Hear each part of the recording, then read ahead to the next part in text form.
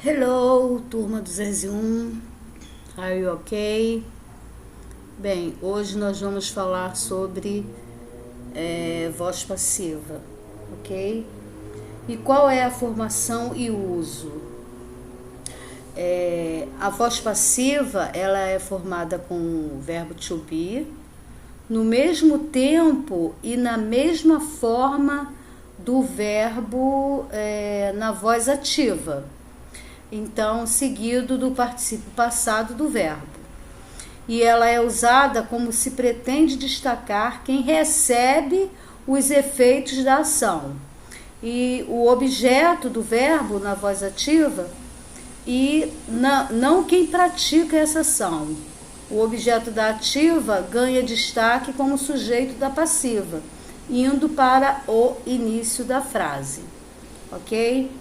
E tem mais, o sujeito do verbo na ativa, ele pode aparecer como agente da passiva, precedido de by, mas não é mencionado sempre que for indefinido, desconhecido ou sem importância. E na página 13, nós temos aqui que a voz passiva é formada pelo verbo to be, mais o verbo no particípio passado, e o verbo to be que determina o tempo verbal, ok? Então, nós temos aqui no simple present. No simple present, na voz ativa, né? We memorize names, nós vamos acrescentar o verbo to be na voz passiva, am, is, are, porque I am, you are, he, she, it is, we are, you are, they are, mais o verbo no past participle. Então, names are memorized. Se o verbo estiver no simple past, tá? No caso, na voz ativa, ele é um verbo regular, então é só, no caso, acrescentei o de, dependendo da regrinha, né? Porque os verbos regulares, colocar se terminar com y antecedido de consoante, coloca ied e assim vai. Então, nós temos na voz ativa, no simple past, we memorize the names. Quando nós vamos passar para a voz passiva, names were memorized. Usamos o verbo to be no passado, mais o past participle. Ok? Agora, se na voz ativa estiver no present continuous ou no present progressive, ele é constituído do verbo to be mais o verbo principal com ing, conforme está aqui no exemplo.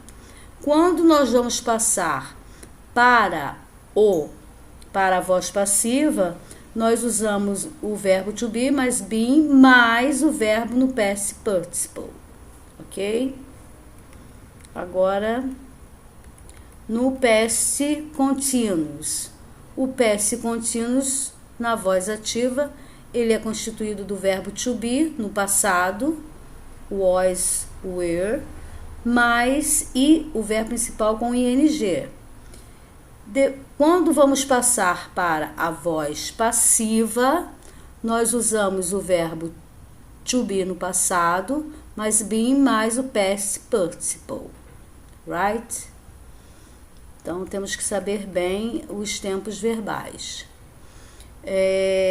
O present perfect, ele é constituído do verbo to have, que no caso, na terceira pessoa é has, né? We have, aí o verbo mais no particípio passado, na voz ativa. Quando vai para a voz passiva, nós usamos o verbo to have e acrescentamos o been e o verbo no past participle, right? Se o verbo, se a frase estiver no past perfect, que é constituído do verbo to have no passado, que é had, mais o verbo principal no particípio passado. Quando vamos passar para a voz passiva, usamos o had been mais o verbo principal no particípio passado. Ok? Future will. We will memorize names. Ok? Isso na voz ativa. Quando passamos para a voz passiva, nós acrescentamos o be, right? Ok. Agora, future going to é constituído do verbo to be mais going to. No caso aqui, eu coloquei na voz ativa o be, mas não tem aqui, não é o aqui, não tem. Na voz ativa é going to mais o verbo e o complemento. Esse complemento. Aí quando vamos passar para a voz passiva,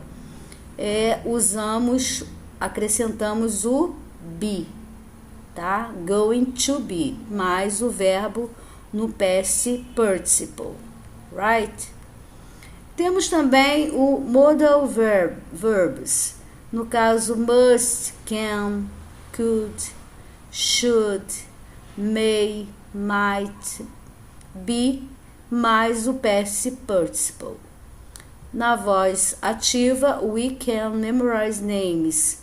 Passando para a voz passiva,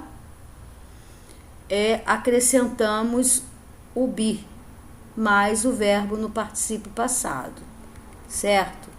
Então, nós temos isso na página 13 do livrinho de vocês, tá? Eu coloquei, inclusive, os mesmos exemplos e temos atividades número 1 e número 2 que eu gostaria que vocês fizessem, mas na página 14 o vestibular time para vocês fazerem, ok?